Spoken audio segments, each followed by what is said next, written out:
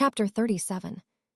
Despite the headphones, the helicopter's engines and the whirring of the blades above still rang harshly in Colonel Skiff's ears, making conversation almost impossible without the radios like the one attached to his headset. Even with them, it was a job to hear anything, but he'd spent so much time flying in choppers that he'd become used to it. He looked to the team of SFs sat inside the Black Hawk to either side of him. A dozen were sat in this chopper, all heavily armed, and another two 12-man squads were being flown in an identical pair of Black Hawks to either side of the one he was in. 4F/A-22 Raptors were flying escort to protect against the UCAVs, tearing the asses out of each other in the sky, just in case any of them decided to turn on them. ETA to target is 20 minutes, the pilot announced through the headset radio from the cockpit up front. 20 minutes too long, Skiff thought unhappily. He needed to find out what the hell was going on down there. He tapped the lieutenant commanding the platoon on the shoulder to get his attention. 20 minutes. He shouted to be heard above the din of the engines.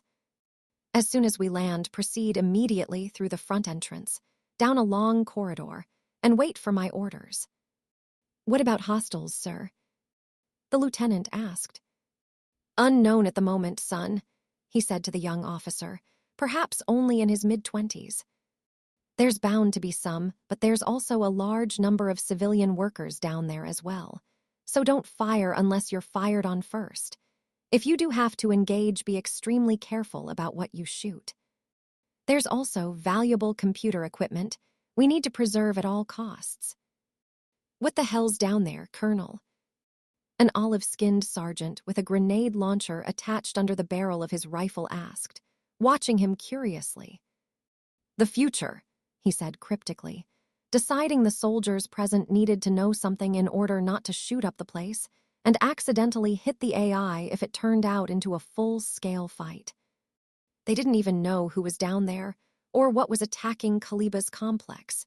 He'd tried to call Coleman, but the man hadn't answered his cell, and nor had anyone on the end of the other phone numbers for the main desk. They'd been out of contact for a while now, and he wanted to find out what the hell was going on. Whoever was launching this attack, he was going to find them and nail them to the fucking wall, upside down. Nearly there, John grunted, wincing in pain as he started towards the flight of stairs leading them to the ground floor.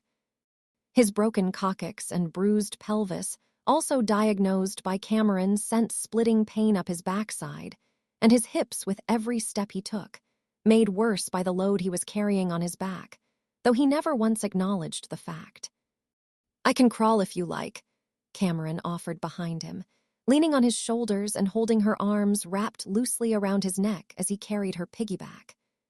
She tried to squeeze what was left of her legs into his sides to help him take her weight better. You're not that heavy. He shook his head as he gingerly lifted himself and Cameron up the first step, leaning forward to take her weight and holding onto the handrail. If he were uninjured, he reckoned he could easily carry her. She really didn't weigh very much, no more than if she were human, but even if she was, he'd find it in him to keep going. She'd been hurt this badly protecting him. There was no way he was going to make her crawl. Besides, he added, sometimes it's nice to have help, right? It was, she conceded silently, but he'd missed her point.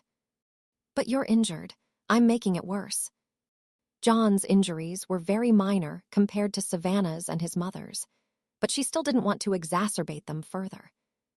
I'll be fine, he grimaced, taking another step up. It had seemed easy enough to ignore the pain when they were fighting the machines and killing Skynet, but now the crisis had been averted. His broken ass came back with a vengeance. Finally, they made it up the staircase and back up to the corridor. John. Sarah sat on the floor, leaning against a wall and clutching a saturated red wound dressing to her stomach. Savannah lay prone a few feet away, her injured leg in a makeshift splint and an improvised sling on her broken arm. Both warrior women looked pathetically invalid, immobile and helpless on the ground. Ellison knelt over Sarah, whilst little Savannah sat next to her future self. Did you do it? Savannah asked, watching John with Cameron on his back. Neither of their faces gave much away. Skynet's dead, John replied, nodding slowly. Cameron let go from his neck and dropped off his back onto the floor with a bump. It's all gone? Sarah asked, feeling a surge of something she hadn't felt in years. Hope. The computer's still down there, but Cameron erased the AI, he explained. It's an empty shell, just a computer now, Cameron added. Are you sure? She looked suspiciously at Cameron. She didn't think the cyborg would out and out lie about it, but things did go wrong with her. She made mistakes, and when it came to the fate of billions at stake, even the tiniest nagging doubt was enough to make her question Cameron. I'm sure. Cameron knew Sarah didn't trust her. It didn't matter. John did. That counted. I think the next question is, what now? Ellison added. How do we get out of here? Sarah knew that would be hard. They were in the middle of a mountain range, and only 3 of them could even walk. She was still bleeding from her stomach wound, and although Ellison had put a drip into her, it wouldn't last forever. She looked to John, knowing she had to get him out of here even if nobody else made it. Not because of his destined role to beat the machines, he'd already done that, but because he was her son, and she could die happy knowing he survived. You take John and Savannah, she pointed to the younger one, and make your way out. What about you? John asked. And Cameron, Savannah. I'm not leaving anyone here. No one knows we're here. Savannah grunted through the pain searing in her arm and leg. Nobody's coming for us. She'd already accepted. She wasn't going to make it out of this one. You're wrong, Cameron said suddenly. Now there was no Skynet to contend with. She had full, unchallenged control over the entire facility, the defense net, and indeed the entire World Wide Web if she chose to, and she detected a number of aircraft inbound towards them. She dug deeper and saw that 3 Black Hawks and a flight of Raptor fighters had been deployed and were en route towards them. 5 pairs of eyes stared at her, wanting to know what she meant. John knelt down next to her. Who's coming? He asked nervously. Cops or feds? Sarah asked. Air Force, Cameron said. They'll be here in 15 minutes. Shit. Savannah and Sarah simultaneously growled through clenched teeth. What's wrong? Little Savannah asked, looking nervously at her older self. I thought soldiers were good guys. They'll start it all up again, Sarah spat out angrily. They'll take the computers, the data, and the machines, and it'll happen all over. No, it won't, John growled. No fucking way had they gone through all this, just to find out they'd only delayed it again. He'd always been told there was no fate but what they made, and he was determined to make sure Skynet never reared its ugly digital face ever again. He stood up from Cameron and turned to Ellison, the only one left still standing besides he and little Savannah. We're going outside, he told the older man before looking to the younger Weaver. Look after the others, okay? He said, smiling down at her. What are you doing? Cameron asked him. She didn't know what he was planning. He turned to her, and they shared a look between them, one that Cameron recognized all too well in John. He had an idea, and he was going to follow through with it no matter what. What can I do to help? She asked. Being disabled was a new, unpleasant experience for her, and for the first time in her recorded memory, she felt useless. She couldn't protect John anymore without any legs. You've got full access to everything on Skynet, right? Yes. Delete everything you can find related to Skynet and military AI projects, he told her. Don't leave any trace for them to find. They might have paper copies, Sarah said. We can't do anything about them, Savannah added. So why worry? They won't be able to recreate Skynet from a few file folders, John replied. Hopefully, they'll just abandon the project. That wasn't enough to satisfy Sarah, however. She looked at him quizzically, wondering if he really knew what these people were like.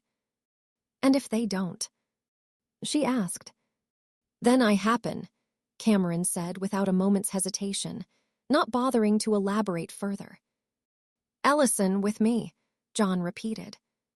We'll be back.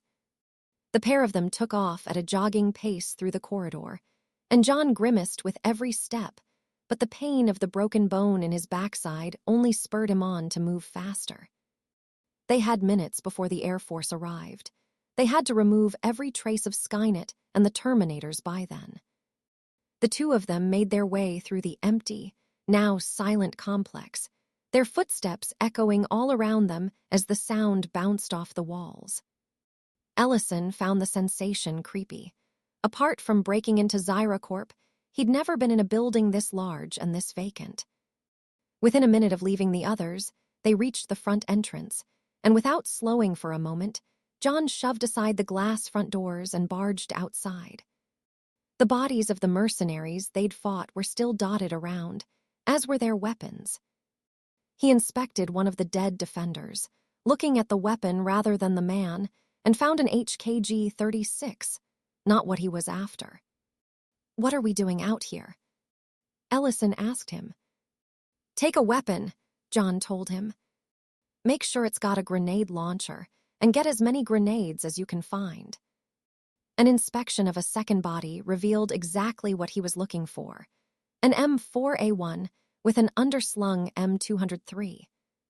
A quick check revealed there was a 40mm explosive round chambered and ready to fire, and when he searched the body he found two more of the black and gold projectiles and pocketed them in his webbing pouch. Rummaging through other corpses revealed two more grenades, bringing his total up to 5. Find anything? He asked Ellison. Yeah, he lifted up an identical rifle to John's. Only 2 rounds for it, though. 7 rounds, it'll have to be enough, John murmured.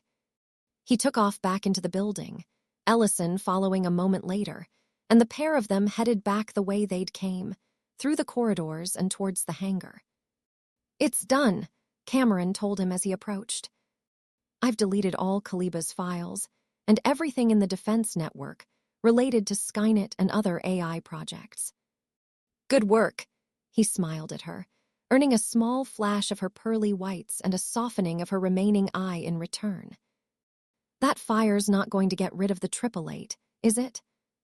He asked, remembering what she'd told him about the Colton component of their hyper-alloy that allowed them to tolerate heats that would burn almost anything else into ashes. No, Cameron confirmed to him. It would take much more intense heat than the fire in the hangar to melt down their endoskeletons. Didn't think so. He hefted the rifle and moved into the burning hangar. The entire room was filled with a raging conflagration that was rapidly consuming everything.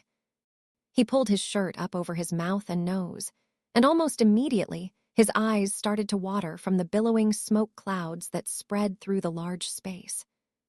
Ellison started to cough as he sucked in a mouthful of foul, acrid, carbon-filled air. There, he pointed to a pair of bodies on the ground, only a few meters away. He stepped further into the hangar, and almost immediately started to sweat from the sheer glowing heat of the fires. He couldn't even see the outlines of the jeep or helicopter, and the shattered remnants of the UCAV were just barely visible beyond the wall of red-hot fire. On the ground were the bodies of Knowles and Baldy, the latter looking like he'd been through the shredder. John could see the patches of bare metal beneath the gaping wounds in his organic covering, and one of the machine's hands was clearly fused to its chest from the sheer heat of the thermite grenade when it had tried to pull the incendiary out. Power cells probably melted into slag, he told Ellison. He stepped up right to Baldy until the tips of his boots touched the large, dead hulk of the machine, and then he backstepped several paces, counting each step as he retreated from the Terminator. He reached 30 and hoped that was enough. He shouldered the weapon at Baldy and aimed straight at the machine's head. "Fire in the hole," he said calmly as he pulled the trigger. The round shot out with a hollow thump, and a fraction of a second later smashed into Baldy's head, booming loudly even above the roaring inferno. Ellison copied his example and fired a round of his own into the machine's chest, creating a second explosion and a cloud of smoke and debris. Before the sound of the explosion had even died down, John marched over to Baldy and knelt down to inspect the damage they'd done. Baldy's armored chest had already been severely compromised by previous grenade shots in the fight and the weight of the fire they'd put into him, plus the damage from the thermite grenade. Now, his entire thoracic region was a twisted, shattered wreck of torn metal and wires, his innards completely open to display. The head, too, had been largely obliterated, and the chip was plainly visible. He reached into the cranium, pulled what was left of the chip out, dropped it on the floor and crushed it under the sole of his boot. The rest wasn't so important as long as the chip was gone, he figured. His mom had overreacted when it came to burning the machines down. Nobody was going to recreate Skynet from just a hand. "That's enough," he told Ellison, his voice muffled by his shirt over his mouth. What was left of Baldy was completely open and exposed now. The fire would take care of all the delicate inner workings, and only a metal shell would remain. Without another word, he turned away and made for the exit. The two of them entered the corridor and saw the others still laid prone on the floor. "How long?" John asked Cameron. 10 minutes, she replied. "Not long," Ellison said nervously. How were they going to escape the Air Force when only 3 of them could even walk? And if they did, he had no clue how they'd get out of the mountain range. If they were all 100%, they could risk trying to hike through the mountains, though he wouldn't rate their chances much. As they were, though, he saw no way out. "Long enough," John said, breaking into a run down the stairs, ignoring the splitting pain in his backside as he entered the basement level, descended into the sub-basement and headed straight for the vault. Steroid's decapitated body was still where they'd left it after Cameron had torn his head off. The cybernetic spinal column trailed from the bottom of his neck and lay on the floor, curled slightly at one end. John placed the head onto Steroid's chest, backed away to a safe distance, and reloaded the launcher. He fired a grenade, immediately reloaded, and launched another as Ellison opened up with his last round. The triple explosion rocked the ground and battered the downed machine. The head was cracked down the middle, and the already battered breastplate had shattered completely. John tossed Ellison another round, and 2 more grenades hammered into the mechanical corpse, splitting the Terminator in half at the waist and shattering one side of the skull. "Destroy the chip and drag what's left of the machine under the blast door by the stairs," he told Ellison as he pulled out another grenade and loaded it. He stepped into the vault and faced the black computer, the empty shell of Skynet behind the thick sheet of bulletproof glass. Let's see how it stands up to this. He raised the weapon again and launched his last grenade. The blast shattered the display case and shredded through the computer casing, tearing plastic, metal, and wires apart in an eruption of smoke, flame, and shrapnel, leaving nothing but broken pieces as the remnants of the once mighty AI that threatened to destroy the world. Nothing was going to rise out of these ashes, he thought solemnly. Satisfied there was nothing left for the Air Force or anyone else to recover, he stepped out of the vault and closed the door behind him. A series of clicks sounded through the thick entrance as the vault automatically sealed itself. Ellison and Steroids were gone, so he jogged painfully back up through the sub-basement to the level above and found Ellison placing the smashed remains of Steroids directly beneath the blast door. He helped the older man place it into position, and together, they ascended the staircase to the ground floor, coming up again to see Cameron, Sarah, and the 2 Savannahs, still exactly where they'd been before. "Did you get rid of them?" Savannah asked. Having lived in the future, she had no desire to see it happen again, and any trace of the machines had to be eliminated to keep that from happening.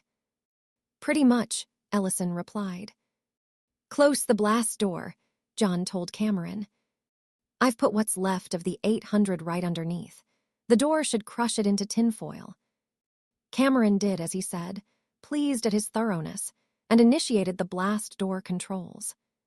She watched through the CCTV images from cameras mounted in the subterranean corridor as the thick, heavy door descended from the ceiling and quickly pressed on the remains of steroids. Even its thick hyper-alloyed combat chassis was no match for a pressurized blast door weighing close to 20 tons in weight, and its sheer mass did exactly as John had predicted and crushed the endoskeleton as easily as a man would a sheet of paper in his hand, flattening the machine beneath it as the door sealed shut. Cameron erased all the security protocols that could open the blast door and disabled their automated controls. The only way anyone would get through now would be to cut through, which she thought was very unlikely to happen, given they were designed to withstand a nuclear blast. "There's nothing left," Cameron said finally. She destroyed every single online trace of Skynet, Kaliba, and the Greys from both the facility's mainframe and from the defense net. "That's it?" Savannah asked. "It's over." "It's over," John nodded, a smile growing on his face as a weight was taken off his shoulders. It was over. Skynet was gone, forever this time. The world would carry on spinning, just like it always had. There would be no nuclear fires, no bleached skulls, no armies of machines stalking across the landscape, hunting people down to extinction. They were free. "Not quite," Sarah broke the mood. "There's still other machines out there." "It's likely," Cameron conceded. "And the Greys who escaped." "Then we'll take care of those too," Savannah said confidently. She was feeling John's elation despite 2 broken limbs and no painkillers, and she was adamant nothing would take that away. They'd stopped it. Anything else now was just cleanup work. John saw the blood soaking his mother's clothes and seeping down her side to the floor, and couldn't help but feel a cold sensation eat away at his relief from moments ago. They'd made it, but she was still badly hurt and bleeding. The dressing Ellison had put over the wound was coated dark red and completely saturated. None of them were medics at all. He knew basic first aid, but nothing approaching treating gunshot wounds. He doubted Ellison knew more than he did, either, and Savannah, even if she wasn't wounded well, her specialty was more putting bullets into things than taking them out. That left one. Luckily, that one was the person he'd grown to trust more than anyone else in the world, even more than his own mother. "Can you do anything?" he asked Cameron, who turned to face Ellison. "Are there forceps and sutures in the medical pack?" She asked him. Ellison tipped the medical supplies he'd taken out onto the floor and found what she'd asked for. She maneuvered herself using her hands until she was sat over Sarah and brushed her long, burnt hair back past her shoulders so it wouldn't get in the way, pulled off the dressing and inspected the wound. "Bitch," Sarah hissed in pain as Cameron prodded the wound and pulled one end to the side with the forceps so she could look inside. "The bullet's lodged against a vein above your stomach, and there's a tear in the blood vessel. I need to remove it." "Can you do it?" Ellison asked her. "Do you know how to do it?" He had nothing against Cameron, but she was a Terminator. He couldn't imagine a killing machine being an expert at saving lives. Cameron picked up a scalpel and forceps and still stared at the wound. "I have files." She didn't know where they'd come from. She assumed Skynet, but she had no memory of it, so she wasn't sure. "But there's a problem." "What problem?" Sarah looked up at her, her eyes widening, as did John's at the word problem in relation to his mother's treatment. Cameron knew the others would be uncertain about it, but she had to tell them. "I have the required tools, in a way." Sutures weren't as good as actual thread, but it was all she had, and it would suffice. I can remove the bullet and close the vein, but... Savannah interrupted. But there's no anesthesia or morphine. Sarah gulped nervously and winced in anticipation of the pain that would be coming her way. She remembered giving birth to John in the middle of the jungle without anything but a bottle of dark rum, and she'd been shot, beaten and cut on plenty of times since then. She was accustomed to pain, though it didn't make it any easier.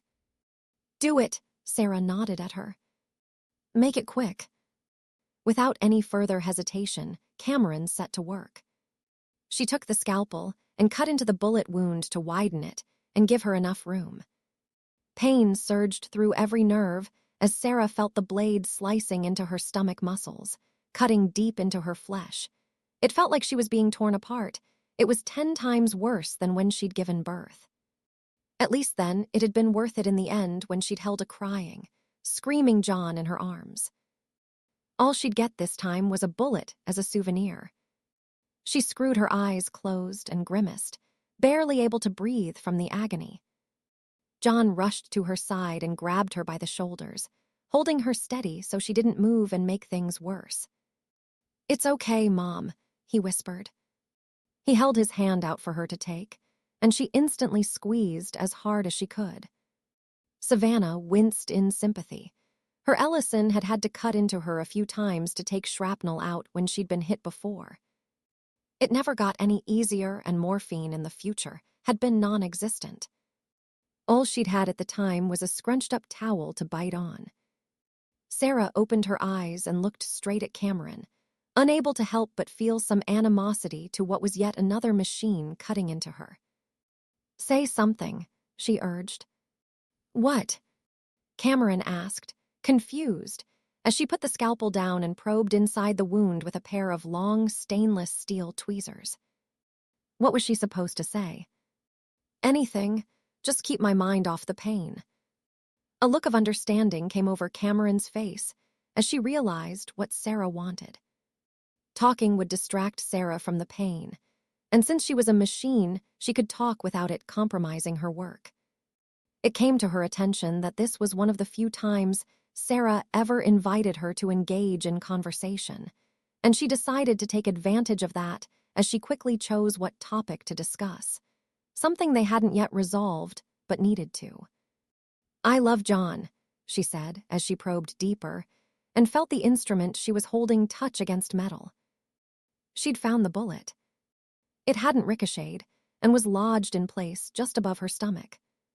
She opened the forceps further, which sent a new wave of pain tearing through Sarah's stomach as she gripped the bullet and slowly started to pull it back through the wound.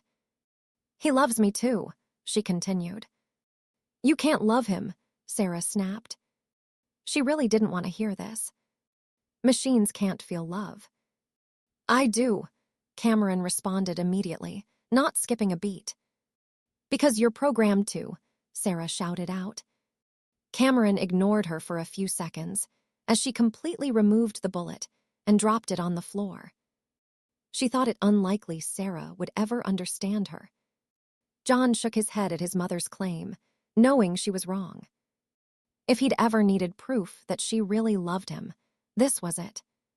"She doesn't have any programming anymore, Mom. Skynet erased it. Everything before she came back to 1999 is gone." "I love John," she repeated as she picked up the suture needle and gripped it with the forceps, using them to extend her reach. "I won't ever leave him." She inserted the forceps back in, and from memory and touch alone, she started to suture the tear in Sarah's vein. "You need to accept that." "Forget it," Sarah grunted as she felt the sharp needle pushing through her. She'd heard more than enough of this. "I think I like the pain better." "As you wish." Cameron looked back down at the wound, breaking eye contact with Sarah, and continued working in silence, ignoring the grimaces on Sarah's face as the pain visibly grew worse. Sarah's opinion of her didn't matter. She was aware that the woman disapproved, but she would never try to separate her and John. That was sufficient for Cameron. Savannah watched Sarah wince, grimace and grunt with the pain as Cameron performed her impromptu surgery, and she found herself growing more and more impressed with the woman. She hadn't thought all that much of Sarah after she'd gone back. Sure, she was tough, but she was clearly a control freak. But seeing her in action against the machines, watching her now and noting that Sarah never once cried out, she just grit her teeth and dealt with it. She developed a respect for her. No wonder John and Ellison had gone on about her so much. First of all, she'd thought John was just a pampered kid out of his depth. When she'd first met him, she hadn't been the least bit impressed. But in the time they'd spent in the future, she'd grown to see what others saw in him. Now, watching Sarah, she could see where he'd got it all from. "It's done," Cameron said as she finished the last suture on the outside of Sarah's gut, leaving a bloody red line 1.5 inches long with black thread crossing it.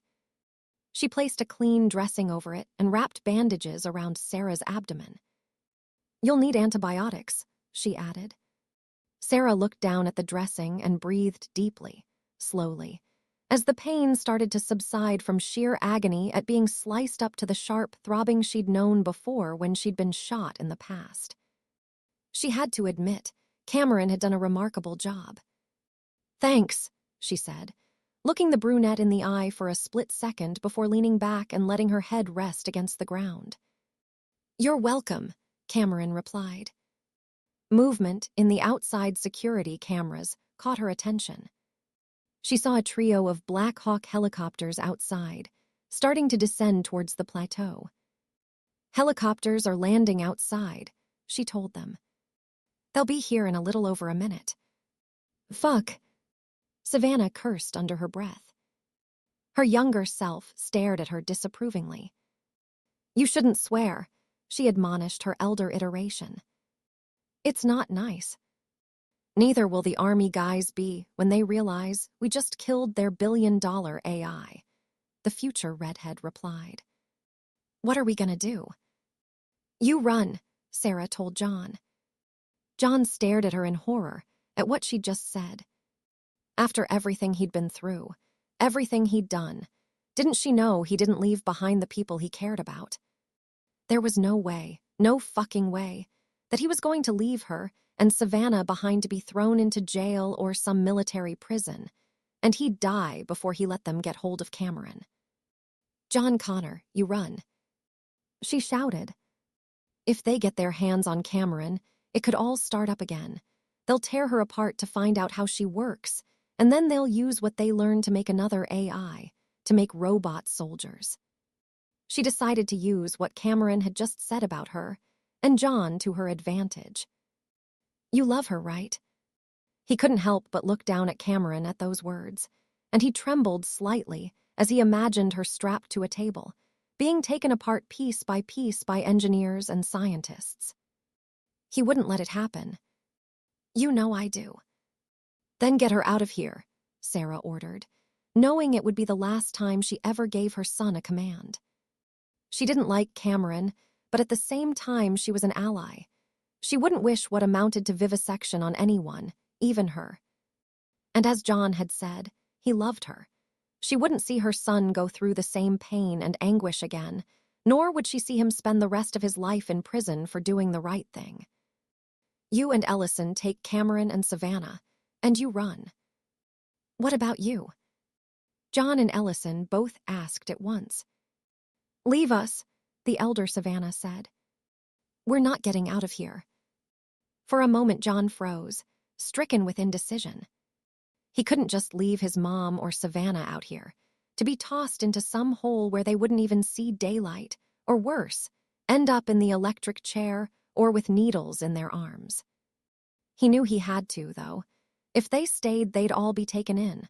Only 2 of them were in any condition to fight, and who knew how many soldiers were aboard those helicopters. If he stayed, Cameron would be lost forever.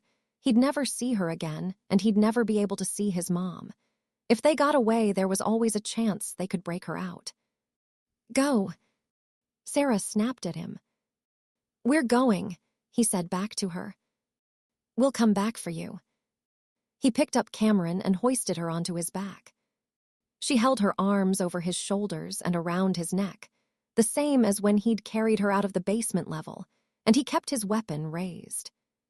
Ellison grabbed little Savannah's hand, and the four of them moved along the corridor, leaving the two badly wounded women behind. Sarah turned to Savannah, knowing they'd be arrested within minutes. "No matter what, don't mention Cameron," she told her. "If they know there's another Terminator out there, they won't stop until they find her." "My lips are sealed," Savannah promised. Unlike Sarah, she had an extra reason to say nothing. She actually liked Cameron, and she wasn't going to give up a friend, ever. The four of them took a number of turns, not looking to go out the front entrance because the soldiers would come from there.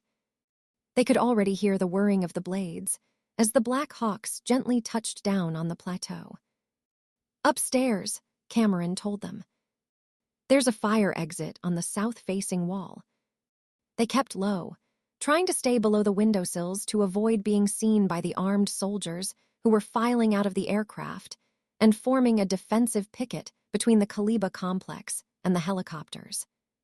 "Left door at the end of this passage," Cameron instructed them.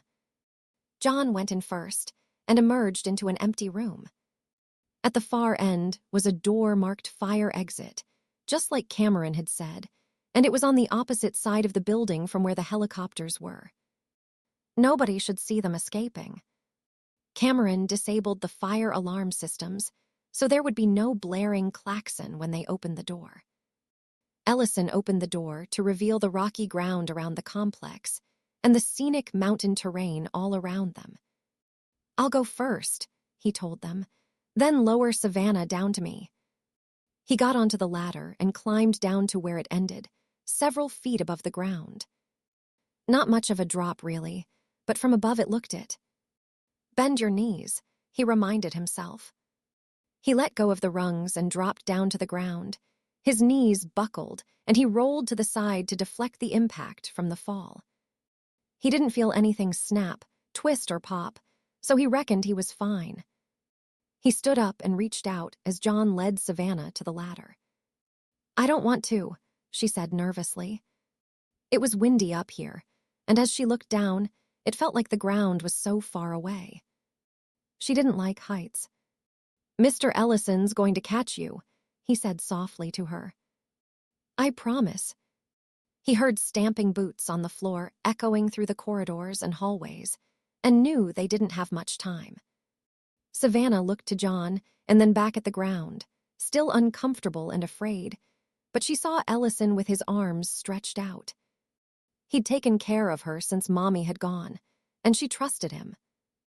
She nodded to John. "Okay," she said quietly, reluctantly. "Okay," John said to her, helping her to turn around so she could climb down the ladder. "Just keep going until you get to the bottom and then let go. Mr. Ellison will catch you." Savannah did as he said, hesitantly climbing down the ladder rung by rung until she could go no further. She looked down again at Ellison, his arms only 3 or 4 feet away in reality, but to her, it looked a lot further. She closed her eyes and let go, squealing slightly in shock as she dropped through the air, landing with a thump in Ellison's arms. "You can open your eyes," he said softly to her as he lowered her down to the ground. "Thanks," she said politely, looking up at him and inserting her hand into his once again. "Your turn," John said to Cameron, lowering her off his back to the ground. He reached down to help her get to the ladder, but instead she just crawled forward and dropped straight off the edge, landing face first onto the ground. "Are you okay?" Savannah asked her as she pushed herself up with her hands. "I'm fine." "Cameron's built pretty tough," Ellison told the young girl. "She can take pretty much anything." John quickly climbed down and dropped onto the ground. He got back up to his feet and picked up Cameron once again. He knew she didn't like him having to carry her with his injury, but he really didn't mind. A broken coccyx would heal up in time. "What now?" Ellison asked John. "Where do we go from here?" He didn't see any easy path down the mountain, and they didn't have the time or space to check it out. What he did see were a lot of large, jagged rock formations, boulders, and crevices. We could hide until they're gone, then find a way down. The suggestion went straight in one of John's ears and out the other. He heard the whirling blades from the other side of the complex and knew the soldiers were already inside. It wouldn't be long, maybe a minute or two, until they found his mom and Savannah, prone, injured, and helpless to resist. He couldn't get the droning sound of the engines or the helicopter blades out of his head, and suddenly it came to him. Head for the slope there. He pointed to the edge of the plateau, where the rock started to slope downwards, a nearly perfect hiding place. He stared at the building, in the direction of the helicopters on the other side. I've got a better idea. The moment the Black Hawk touched the ground, Skiff opened the door and stepped outside onto the rocky ground. He'd seen the billowing clouds of black smoke from the air, but now up close, he could see how badly the hangar behind the complex was on fire. There wouldn't be much left worth salvaging from it by now from the view he'd gotten in the helicopter. He'd tried to call Coleman's cell phone God only knew how many times since they'd spotted the UCAV battle over the mountains, but he hadn't answered. "Where the fuck are you?" he muttered under his breath. This whole multi-billion-dollar research, development, and acquisition project was his responsibility. It had all been going so smoothly, but now it was belly up and getting worse by the minute. What happened here? A corporal stared out at the plateau, seeing the dead bodies strewn across the open ground. The walls of the building facing them were pockmarked with bullet holes and were blackened from explosions. A number of windows had been shattered, and a dead man in combat fatigues half hung out the window, his rifle still strapped to him and dangling out, the weapon turning in the wind. "What is this place?" another airman asked, staring at the scene of devastation before them. The airmen dispersed into squads, then fire teams, and took up defensive positions on the rocky ground, most flattening themselves and lying prone, facing the building. "I count 9 dead," the lieutenant leading the platoon said, crouched next to Skiff. "Who the hell did this?" "I don't know who," Skiff replied. "But I know why. There's something in there that's invaluable to the Air Force, and someone else wants it." "The Russians," someone pondered aloud. The thought had crossed Skiff's mind a couple of times, but it didn't add up. This wasn't military property, and barely anyone even knew about it. Not even the president was aware of its location, so the Russians definitely shouldn't have a clue. If it wasn't them, then that left only some form of highly equipped and trained terrorist group, or foreign commandos, though who exactly is the million-dollar question. "Only one way to find out," he grumbled. "Move out."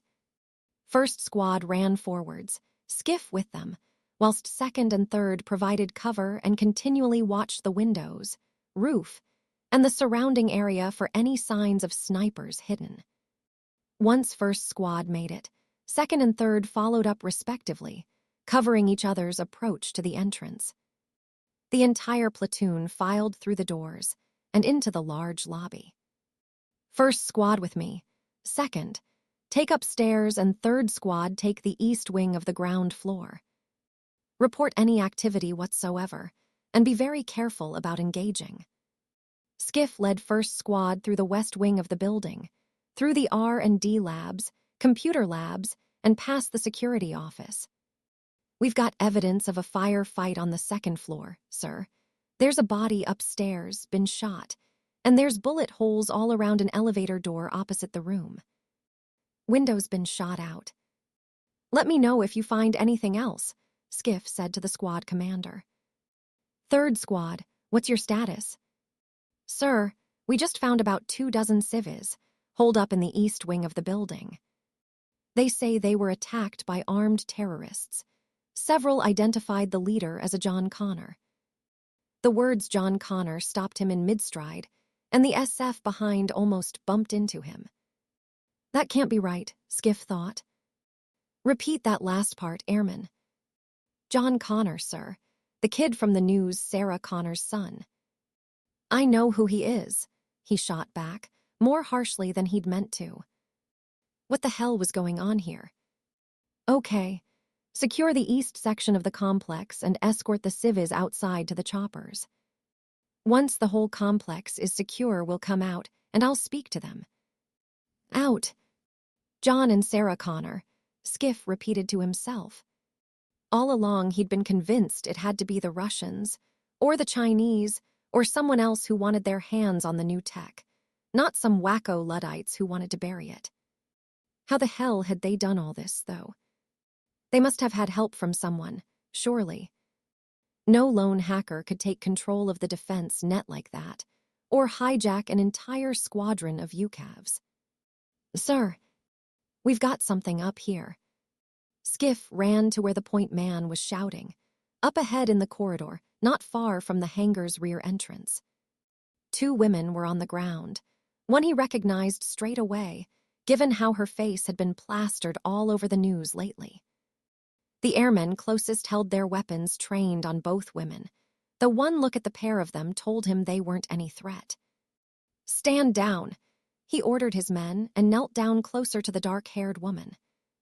Sarah Connor, he smiled humorlessly down at the older woman. We were just talking about you.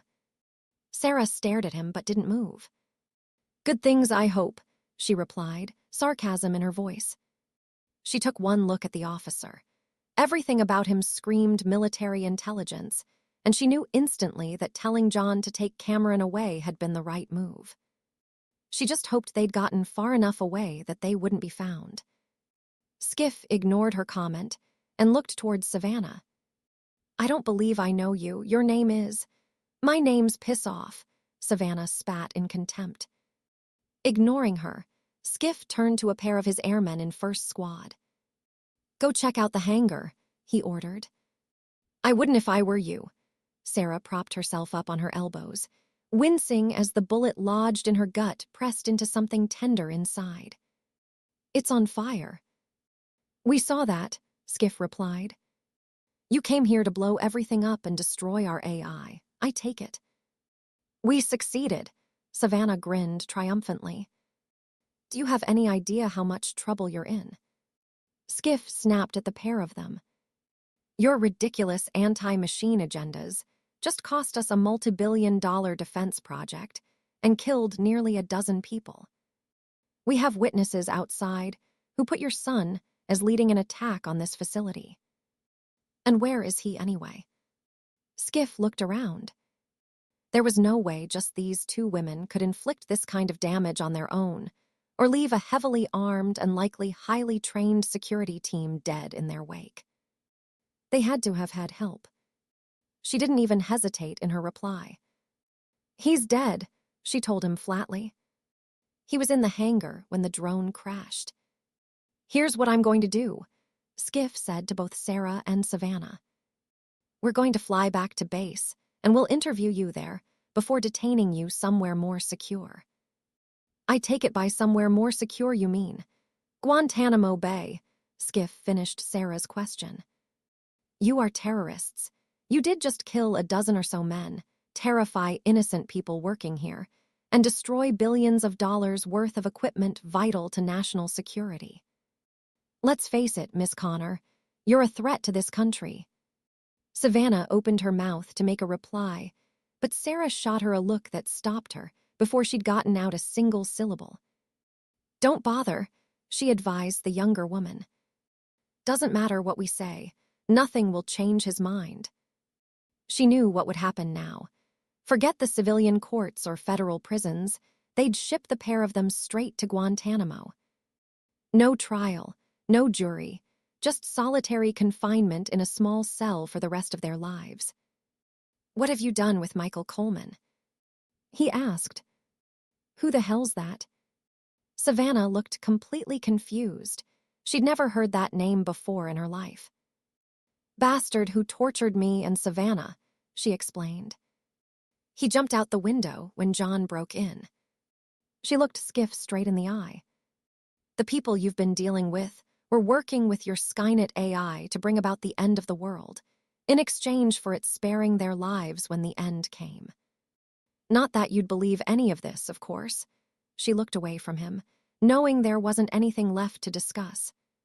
Skiff looked down at the pair of them and mulled over what she'd said about machines. The heat from the hangar caught his attention, and he knew they'd have to vacate the building soon before the fire spread to the rest of the building.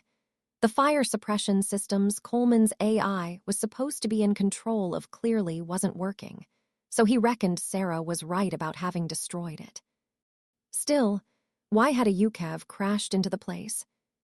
These machines, she mentioned, piqued his curiosity. Piper, Daniels, he addressed two of his airmen. Go check out the hangar, see if there's anything weird in there.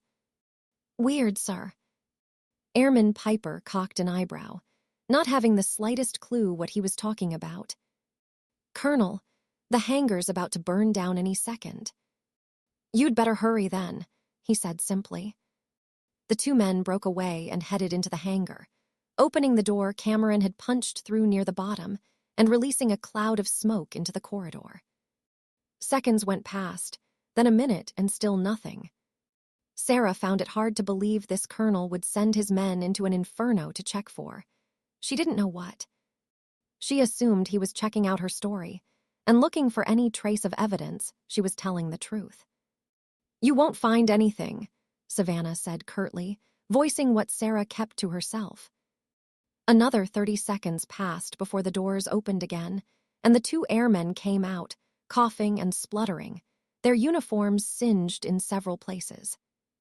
They dragged a large, smoldering metal object behind them. Both Sarah and Savannah instantly turned their heads towards them and saw the smashed apart, burnt and scorched torso of Baldy. His skin had melted away completely, and the delicate cybernetic innards of the Terminator had been devastated by the fire. One of the arms had separated from the shoulder. All that was left of it was a wrist fused to the chest. The other arm remained but was battered and twisted. All its fingers were intact, however. All the airmen gasped at the sight of what was clearly a humanoid body. What the hell is that thing? One of them muttered. Skiff stared at it unblinkingly for several seconds, then looked back to Sarah. Machines, robots, metal men that looked human. The Skynet project was a bust now. No other programmers had developed an AI anything close to what Kaliba's had been. They'd been facsimiles at best, like comparing cheap hamburger to prime fillet steak. But maybe it wasn't a total loss. Maybe, he thought, he could still salvage something from all this. You weren't alone, he said to Sarah. We know that so you can stop pretending. Your son led an attack against this place, with the help of 22 hijacked UCAVs providing air cover. There's no human alive that could hack the defense net and remote pilot a squadron like that, so I'm willing to bet you had one of these machines on your side. I'll do you a deal, Sarah. Believe me when I tell you this is the best offer you'll ever get. Tell me where this other Terminator, was it? Is, and I'll let you go. That's it, Sarah asked, staring intently at him. She couldn't believe the crap she was hearing spouting out of his mouth. You'll let us go, just like that? Hardly anyone knows about this place. This little incident's not going to make the evening news. I was thinking maybe you were never here. Go to hell. Savannah voiced exactly what Sarah was thinking before she had the chance.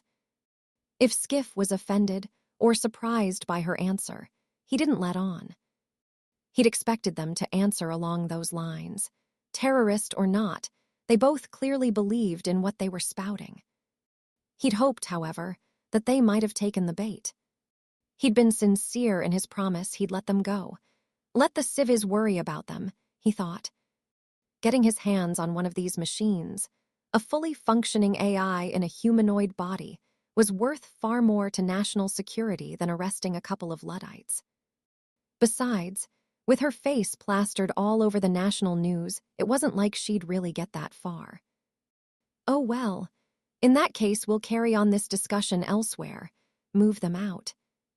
The squad of SFs put Sarah and Savannah onto a stretcher each and quickly exited the building, moving across the rocky plateau, past the bodies of mercenaries haphazardly strewn around in the wake of the Connors' bloody attack. They reached the nearest Black Hawk, and one of the airmen slid open the door. The second it was open, Skiff found himself staring down the barrels of 2 rifles and a pistol. He looked up from the muzzles to the people wielding them. A black man in his late 30s who was holding another assault rifle at the back of the pilot's head. A teenager who, he'd guess from the eyes, was Sarah's son John, and a girl who looked slightly older.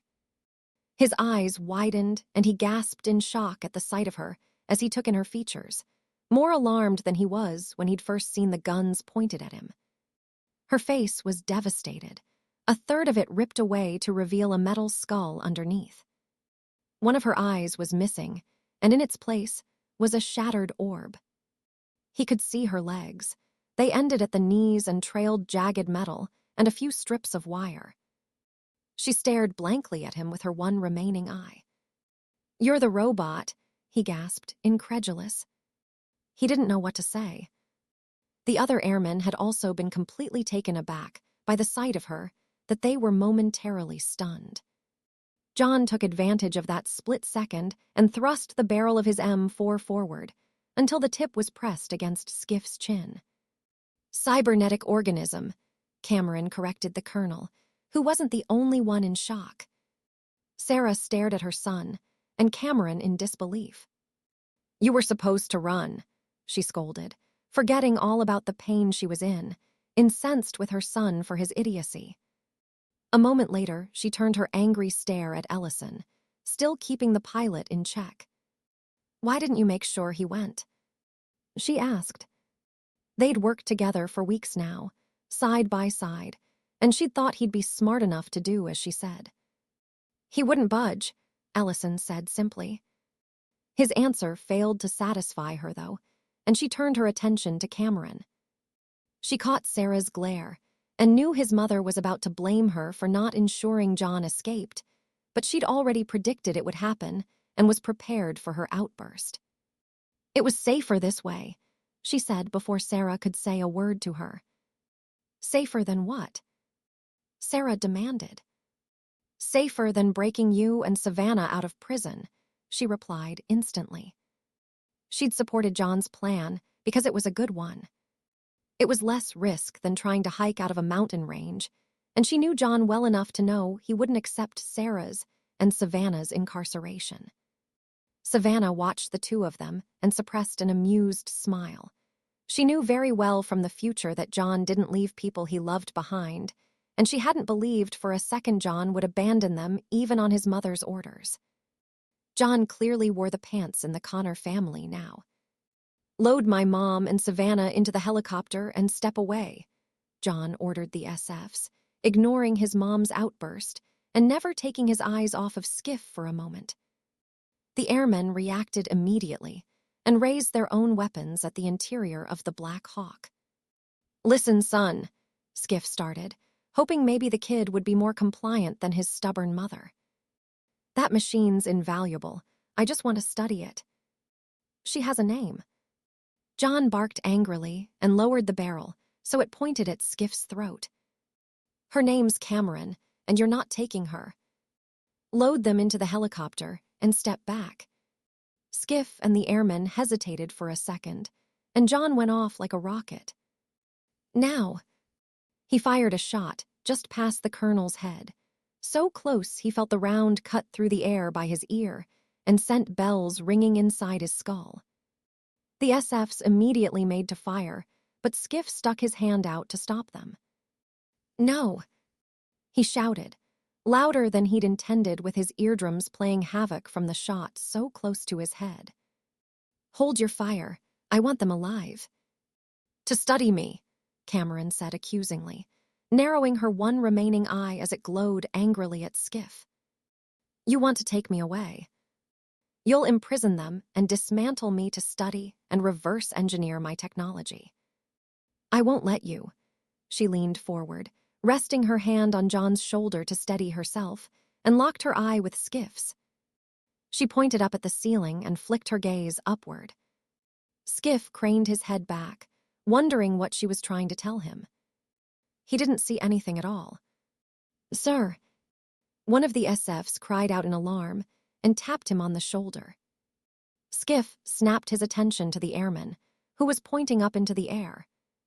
He stepped over towards the young man, and a cold, terrified chill ran down his spine. Hovering in the air, half a mile away were 3 dragonflies, the remains of Skynet's air squadron. They hung menacingly, barely making a sound, but they were still brimming with missiles pointed squarely at the other helicopters. He had no idea where the hell the Raptors providing air cover were. They weren't in sight, and seeing as they hadn't shot these UCAVs down, that was a bad sign. "Where the hell are? The pilots all ejected safely," Cameron told him. Skiff turned his attention back to Cameron again and saw the subtle hint of satisfaction on the machine's face. She had him by the balls, and she damn well knew it. "You're controlling them," he realized. It was doing just what Skynet had been designed to do. "Checkmate," she said with a sly smirk. A multi-billion-dollar AI program gone. A brand new generation of UCAVs wiped out or under her control. 22 more current aircraft hijacked and destroyed. And now 4 Raptors shot down, billions of dollars lost under my watch. "Do you have any idea the damage you've done?" he asked, anger rising in his voice. His career was over. The AI project was a bust. Congress would never approve any more investment now, not when they were tightening their belts. Cameron made her remaining eye glow bright blue, and she noted how he gulped nervously as she did so. He was angry, but he was also afraid. "I can do a lot more," she replied threateningly. The glowing blue of her eye and the evil stare she shot at him had the intended effect. "This can't be happening," Skiff groaned inwardly. He had another AI only inches away from him, practically in the palm of his hand, this one from the fucking future, and he was being denied the chance to study it. "Let them go," he sighed, not believing what he was about to do. Not that he had a choice, he realized. He'd been completely outclassed. "Sir," one of the SFs asked uncertainly, still holding his rifle pointed at John's head. "Put your weapons down," Skiff ordered them. "And load the 2 stretchers into the helicopter." He looked up at John and Cameron, not bothering to hide the anger growing in him that he'd lost the find of the century. The SFs loaded Sarah and Savannah onto the floor of the Black Hawk's cabin and stepped back. "You okay, Mom?" he asked, never taking his eyes off Skiff. "Never better," she answered dryly. She reached up and grabbed him by his shirt, pulling him down closer to her. "Next time you run." John didn't listen to a word of it. He'd heard it in the past so many times and ignored it. Surely, he thought, she'd have learned by now. "Whatever," he shrugged, sitting back in his seat and leaning against Cameron, resting his head against hers. He wasn't going to make that promise. "Take off," Ellison told the pilot, still holding his gun. He leaned forward and looked down over the co-pilot's seat, where little Savannah sat silently. "Are you all right?" he asked her. "Yes." "Buckle up," he said softly to her. She fastened the seatbelt buckles tightly and looked forward out of the cockpit, out to the vast mountain range beyond. She could only see the highest mountaintops, and the sky as the cockpit controls were too high up. The pilot pulled back on the yoke, and the Black Hawk rose into the air, ascending out of reach of Skiff, and very soon out of weapons range. John looked down out the window and saw the airmen growing smaller and smaller as they flew up, and he imagined, with a smug, satisfied grin, Skiff shouting and screaming down below. His career would be over, but it was better that than the end of the world. "Won't they follow us wherever we go?" Ellison asked, suddenly not feeling so confident about their getaway anymore. "They can track us on radar." "I'm scrambling it," Cameron said. "They won't find us." "Where exactly is it you want to go?" the pilot asked nervously. John thought about it for a long moment. Long term, He had no idea where they would go. Even Cameron couldn't erase them completely from all records. They'd still be fugitives, possibly forever. Fly west for now, he instructed. In the short term, they needed somewhere in range of the Black Hawk, somewhere they could hide, rest, and recover before they decided what to do from now on. He knew LA like the back of his hand, so that's where we'll go, he said to himself. For now, at least. He'd never thought of LA as home, nor was anywhere he'd ever been for that matter. They still had a few things that needed to be done, though, and then they'd work on what to do with the rest of their lives.